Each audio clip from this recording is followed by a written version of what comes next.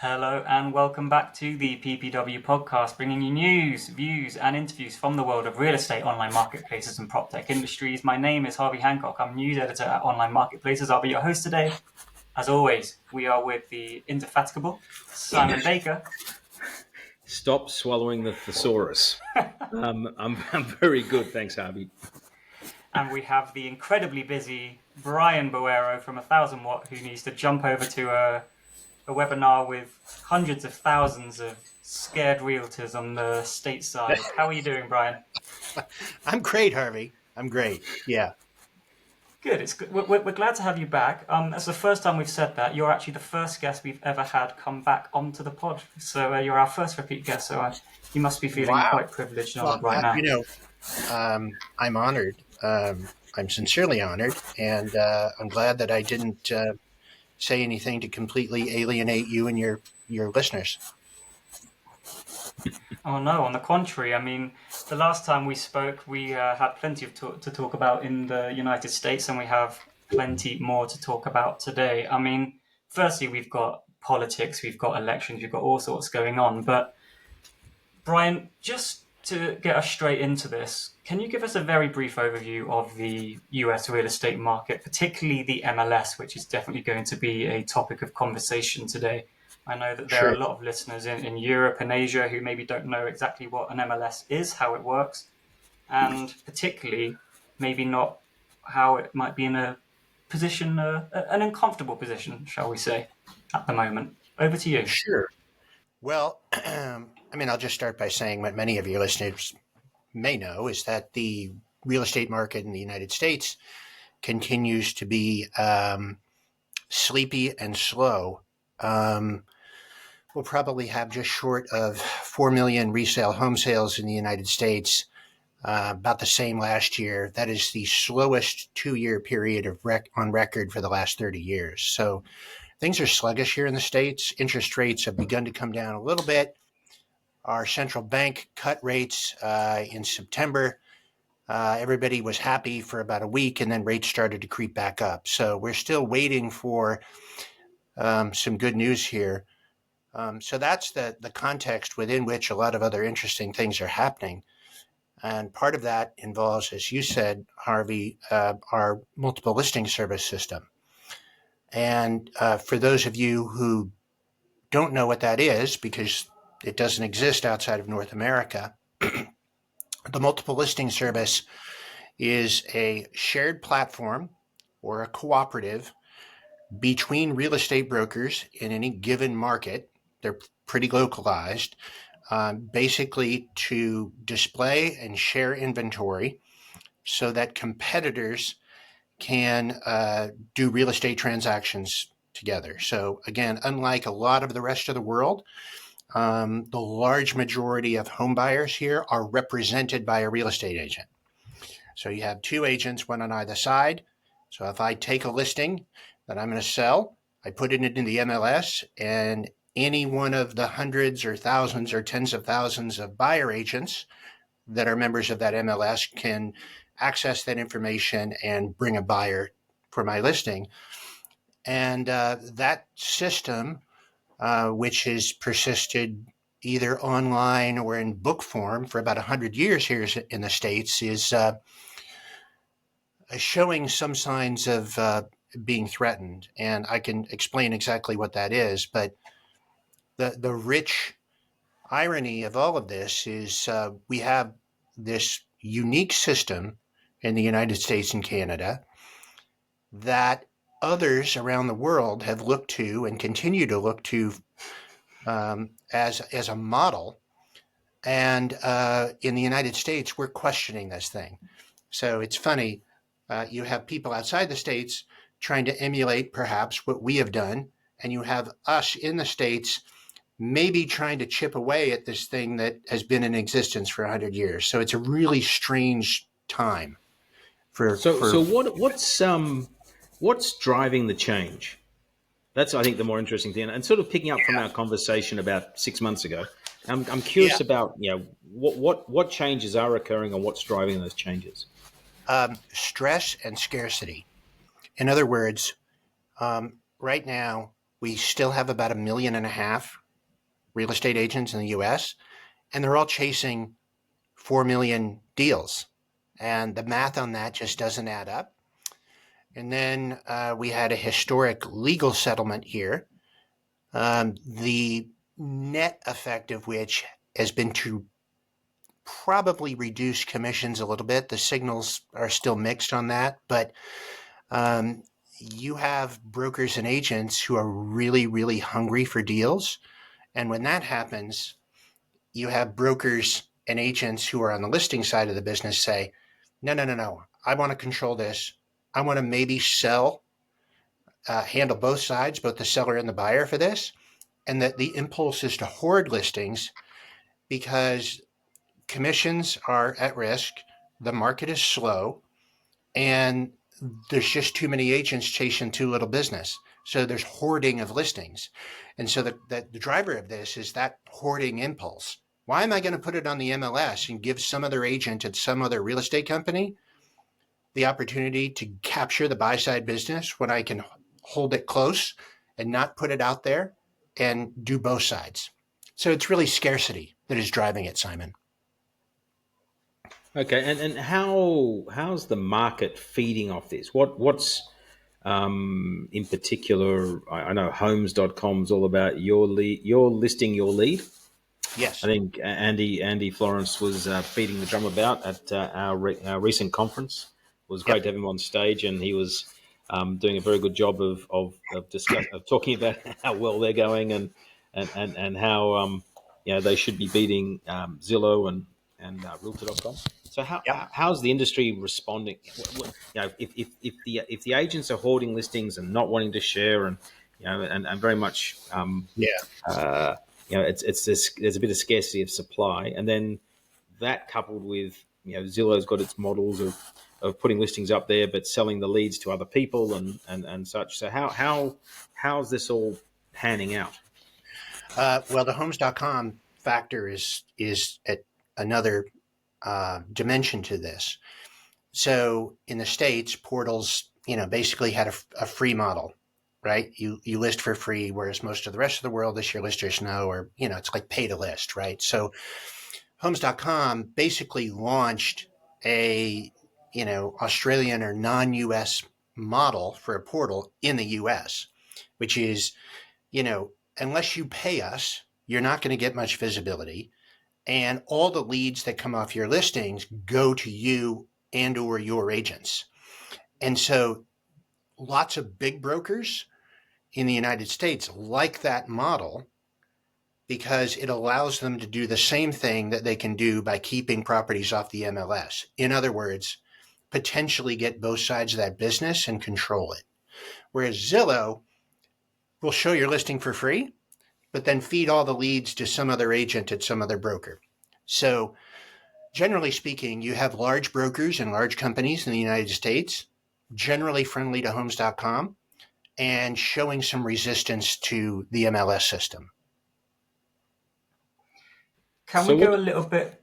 Harvey, I've got a follow-up question for that. How does that then play out for Realtor.com, who is sort of the industry's website? Well, honestly, Simon, I think the claim of Realtor.com being the industry's website is rather thin at this point, other than having the domain tied to the trademark of the National Association of Realtors, right? The operating agreement there is looser than it used to be. In the sale to News Corp, I think there was some loosening of the tether that keeps Realtor.com chained to the NAR. Yep. We could talk about this more. Realtor.com seems to be probably relegated to, I would say a irretrievable third place in the portal race in the United States behind Zillow. So you would agree that with Andy that they've overtaken Realtor.com? Well, that gets into a generally unproductive war about traffic and how you measure it and value it. But which, Andy has spent about a year saying it one way, and, Realtor and Zillow are pushing back, saying it the other way. But yeah, Homes.com has more traffic than Realtor. They seem to have sustained it, and we can talk about that and the reasons why. I don't think Realtor.com's in a particularly advantageous spot. I think they're not number one. They're no longer number two. They have some vulnerabilities that are tied to that business model that both they and Zillow share, which is another factor there. So I'm not especially bullish on Realtor.com. Okay. So the game that Homes.com is playing is actually a very different game. It's an entirely different game. Yes. Yeah. They are selling advertising to brokers and agents who have homes to sell. Zillow and Realtor.com are selling leads and or referring business partners from whom they charge a referral fee. It's just an entirely different beast. Yeah. And how's that $1 billion of ad spend played out in the US? Well, it has produced a chart that Andy likes to use, which it's a bar chart, and it shows an expensive chart. It's an expensive chart. It's $1 billion PowerPoint slide, and it shows Zillow's still up here, but then right behind them is Homes.com with about 100 million unique visitors to Homes.com, and then there's Realtor.com and a distant third, and Redfin's in there somewhere. The question about all of this, and I believe it or not, it's still too early to tell, even though we're coming up on a year, is how you measure that traffic. And there was a big dust up around that. And, Realtor and Zillow were saying, well, you're measuring the whole suite of CoStar sites and lumping it into homes. And he said, no, we're not. No, we're not. Here's just homes. And, it's who you want to believe. I think the larger question is the quality of that traffic. Okay. So you can spend $1 billion on television advertisements and get 150 million people to come to your website once. Okay. That is low quality traffic, relatively speaking. Zillow has what you call branded traffic, which means people are typing in Zillow. They're going there by intent, and that traffic tends to be higher converting traffic. It's easier to monetize, and it's also repeat traffic. So the Zillow or Realtor argument would be, well, Andy's traffic's going through the roof because he spent $1 billion, but that's crappy traffic, right? Those are one-time visitors who are taking a look and bouncing and never coming back. The counter argument he would make, because he made it at the conference, is that unaided brand recognition has gone from 1% to 33%. And the others are coming down. Now, does that matter? I understand his argument, but I would say this: you need to sustain that. And CoStar prints money, so maybe they can. If you spend $1 billion and do 5 Super Bowl ads to kick it off, if you don't have a huge jump in unaided awareness, then you should fold up your tent and go home. The question is whether that unaided awareness is sustained over time. Whereas Zillow spent no money advertising to launch. Their strategy was based on a unique feature that was magnetic, the Zestimate, right? They didn't spend money like CoStar did. So Andy's argument, yes, I'm sure what he's saying is true, but the question is, can he sustain that? Yep. I'd like to quote you something, Brian, from Andy Florence himself. He said to me, I believe that you're not going to be able to do the lead diversion model by this time next year in the United States, which means Zillow and Realtor have to find a new revenue model next year. Now, on the previous appearance on the podcast, you said that Zillow is achieving circa $1.5 billion a year in annual revenue attributable to the buyer commissions from this diversion lead model. How do you respond to Andy's quote? And secondly, based on the lawsuit issues that we've been having in the United States with the NAR, how might Zillow pivot their model from this lead diversion into something new that retains market leadership against these upstart CoStar and Homes.com? Well, first of all, I would say that Zillow, in the last couple of quarters, and they make sure that everybody knows this, now get slightly more than half of their revenue from sources other than buy-side commissions, whether that's through mortgage, whether that's from new construction, and I think significantly, and this is where they're putting a ton of effort, from the enhanced listing business, ShowingTime Plus, basically selling stuff to agents who list homes. So Zillow is really trying to effect a big change because of what Andy says. And will you be able to refer business off of listings to buyer agents and charge 30 or 40% a year from now? I don't know, but I think Andy's right to suggest that that is going to become a source of scrutiny, because what you have with Zillow and with Realtor is basically an undisclosed referral fee at scale. So if I go and I want to look at a home on Zillow or Realtor and I click schedule showing, that lead goes to one of their partner agents. If I close that sale, do business with that agent's going to have to pay Zillow or Realtor 30 to 40%. Me as the home buyer, who now, because of our legal settlement, may have to pay that fee out of pocket, was never told that. And I think that what Andy's alluding to is that becomes a source of scrutiny by the federal government of the United States, who says, hey, you can't. Yeah. Brian, help me understand that. What do you mean by the legal settlement, and why would I, as the home buyer, as a home buyer or seller, the home buyer, have to pay that out of my pocket rather than it just comes out of that commission? Sure. So up until this August, commissions in the United States were shared. So really quickly, I'm going to go in and list a home. I talk to a seller and I say my fee is 5%, let's say. I keep half of that for myself. I offer the other half to an agent who brings a buyer. It's essentially a finder's fee. Okay.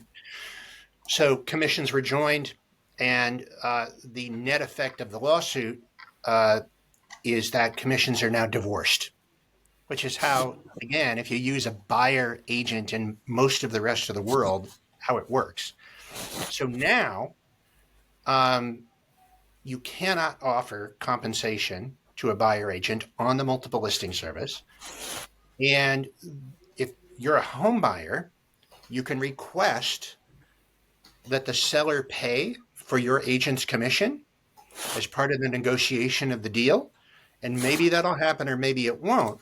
And if it doesn't happen, you, the buyer, may have to pay out of pocket for your agent's commission in a way you never had to before. Yeah. Well, yes and no, right? Because it's all built into the price of the product, if you think about it. Because wouldn't you just say, I want a 2.5% discount, sir, off that price? Yes. And then I've got to then give, instead of me giving you that extra, I don't know, yes. 25,000, I'll give it to them. That's the way it should work, Simon. And that's the way that it has worked since the settlement went into effect, is basically the buyer will ask for a credit that then goes to pay their agent, as opposed to the seller through their listing brokerage paying the agent, right? Yeah. So it's kind of the same net effect of it is kind of the same. I still pay the same and they still get the same. It just comes out of different buckets. But it's only been 2 months. So we don't have much data yet. Heard some, Compass has said in their earnings call that, we've seen no decrease in buy-side commissions because of that. Meaning when they represent a buyer, they still get the same amount of money. Redfin has said publicly that they've seen a slight decrease in what they earn off buyer representation. So it's too early to tell. My guess is over time, we're going to see the fees for buyer representation in the States go down in a non-trivial way.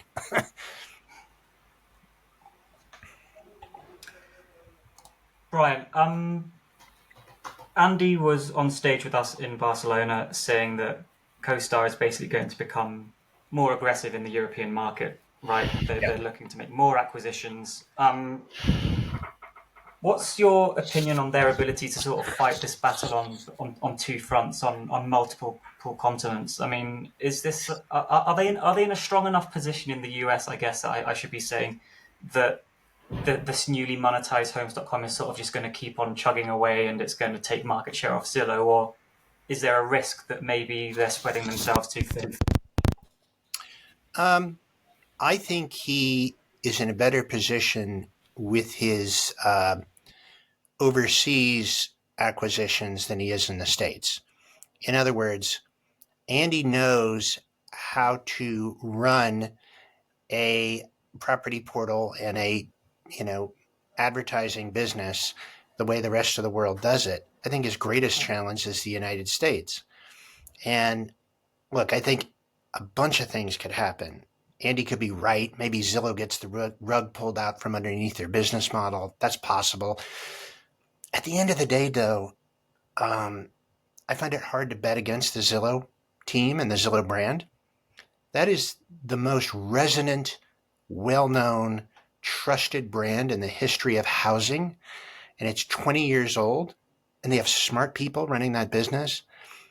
I find it hard to bet against Zillow. I think he has taken on a very large challenge there. And I think even a year in, it's still too hard to see how that's all going to play out.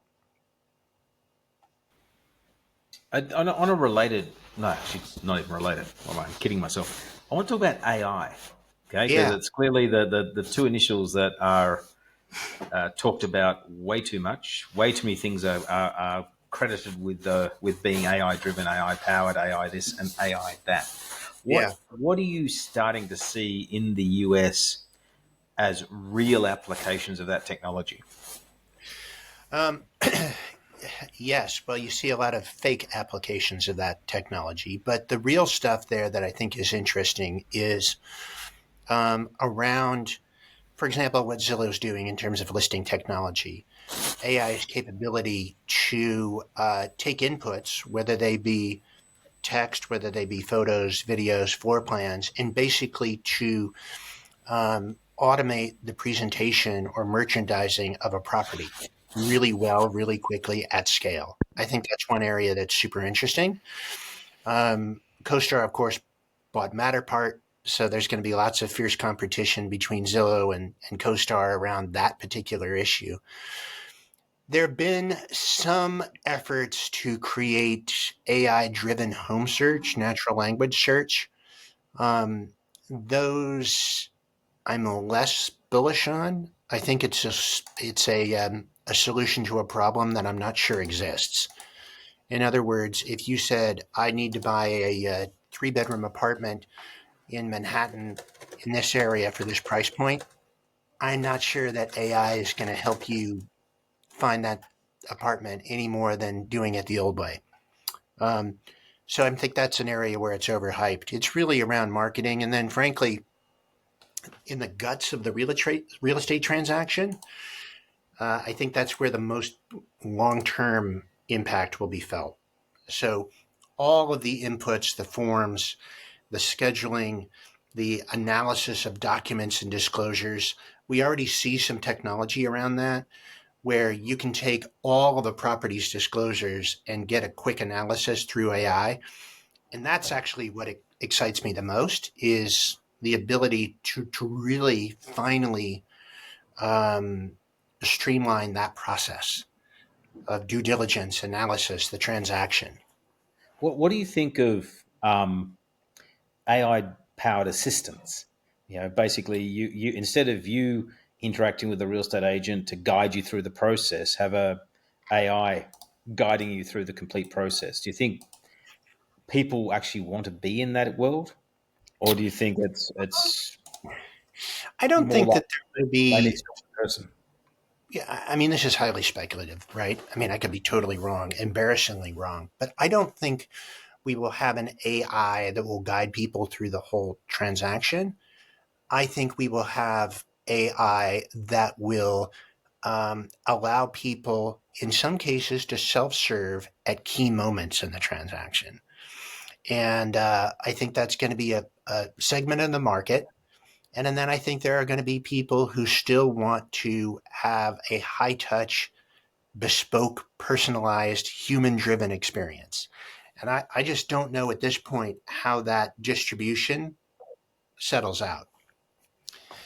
But I think it's safe to say, I said sort of that the whole thing driving in the States is like this scarcity. I think AI will in fact make the most productive agents more productive. And that means that agents who are less productive or don't adapt to the technology are going to be forced out. Okay. So I think it will have that effect over time. Yeah, my view is that AI will assist in some of the more mundane tasks, and get them done really well. So, for example, image manipulation, allowing people to immerse themselves in a photograph, to put their own furniture and so on in there, so they can have a more immersive experience. Allow for better metadata around photos, so that when you do a fielded-based search, that you get better responses, and you can have more fields. I want to be near a beach or whatever, and instead of relied on the MLS to have somewhere in there some field with that tick box, or in the text, they just look at the images and going, yeah, well, there's a beach there, right? So I'm going to, you're now quizzing more things. I also think it's going to be help make agents more efficient, so handle the mundane. I inquire an agent around more photos, or has the price moved, or can I schedule a viewing? Yeah, right? And it's just going to do those sort of super Mickey Mouse type tasks, in a way, but people will still be involved in the more complex elements, and I think will want their hands held through the process, because how often do you actually buy a house, right? And we're the worst people to be engaged in this conversation, because I think, Brian, you've been in this industry about 85 years, so you've seen it for way too long, as I have, that you are so ready to embrace all this stuff and use it, because you understand inherently the inefficiencies, but your average person doesn't. So I think we've got to keep that in mind as well. Totally. And, really that the sort of what I call the sort of broadly episodic nature of people's engagement with the world of transactional real estate. When people say, well, how come real estate hasn't changed, right? It's still done the same way. We got all these realtors and blah, blah, blah. And I'm going to go raise $100 million and disrupt this industry. The industry hasn't changed because of that, because people buy a house and they forget about the real estate challenge for another decade.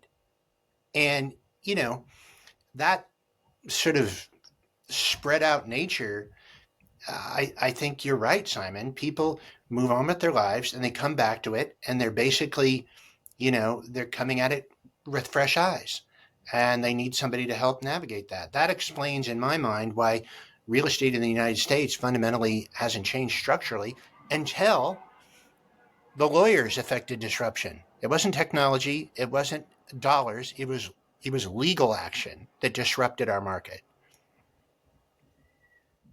Which I guess raises an interesting question, Brian, which is asking you to predict the future. I mean, 12, 24 months from now, what does the real estate market in the US look like in this new environment?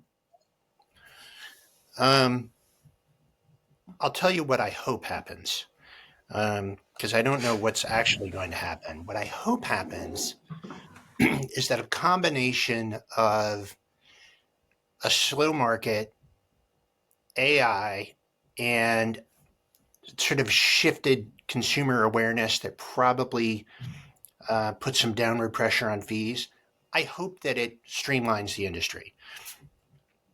We could lose 1 million real estate agents and be okay. And what I want is for the really good practitioners and the really good brokerage companies, I want them to win. And I hope that these conditions produce an ecosystem where they can win more often. Whereas before we have 80,000 brokerage companies, 1.5 million realtors, technology all over the place that doesn't tie together. So I'm hoping it's a smaller, more professionalized, efficient real estate industry here. Whether that Perfect. happens is another story. So thank you for your aspirational answer. We don't want to keep you too much longer because we know you're running a webinar in a few minutes. So by the time this podcast comes out, you will have already completed your webinar, and therefore you won't be under embargo with any of your findings. So are there any major takeaways from what you're about to be doing to tease our listeners? We're doing an event focused on marketing next April in Dallas, and we do a lot of consumer research at 1000 Watt, and we do focus groups, we do survey research, and we're really trying to help the people that we work with understand the mindset of home buyers and sellers, particularly over this last year when so much changed. And really, my message to everybody is that 2025 is in the States. We've gotten through lots of change, and it's going to be up to those agents who are really good at what they do and deliver value and can also articulate that value to go out and steal or win share from those who can't do those things. And that's a big opportunity.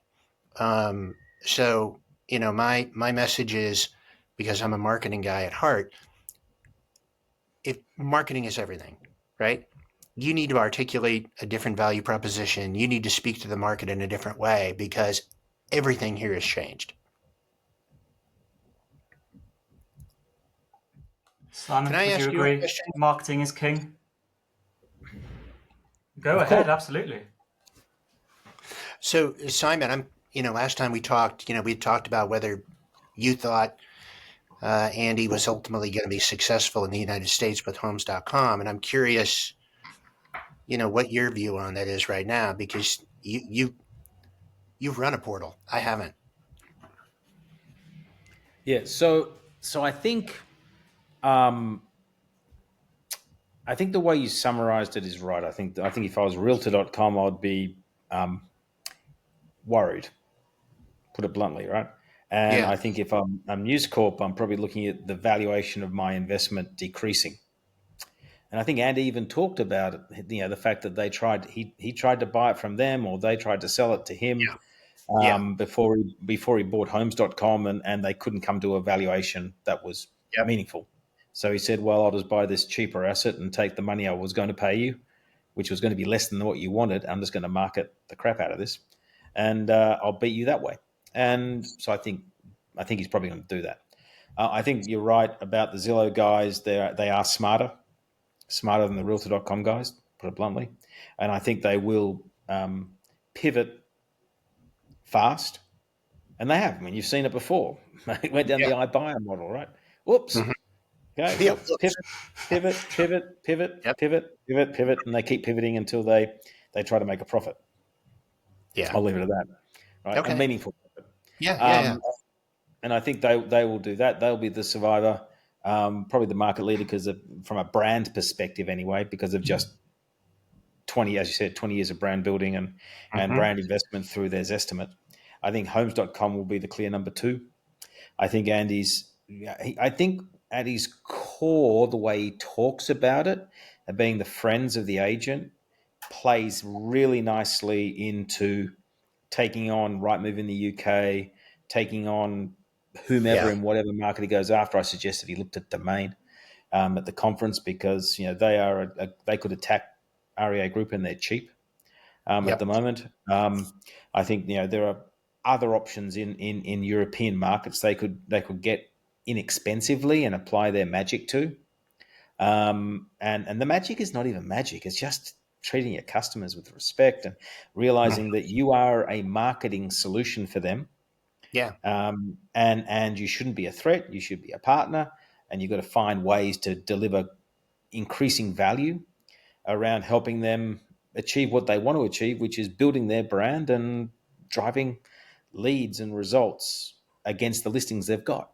Yeah. So they can then do their bit, which is get the buyer and seller to agree on a price. It's not the job of the portal to do that. It's the job of the portal to get the buyer and the seller in the same room and allow the agent to do the magic. And I think, the one skill I think that agents will always have is negotiation, because it's the biggest asset or biggest transaction most people will do in their lifetime. They'll be fearful of getting it wrong because it's probably 90+% of their overall personal wealth.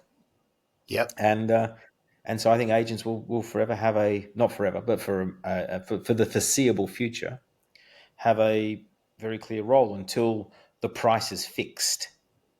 Once the price becomes fixed, then there's no negotiation. It's $800,000, sir, not $1 more, not $1 less. That is the price.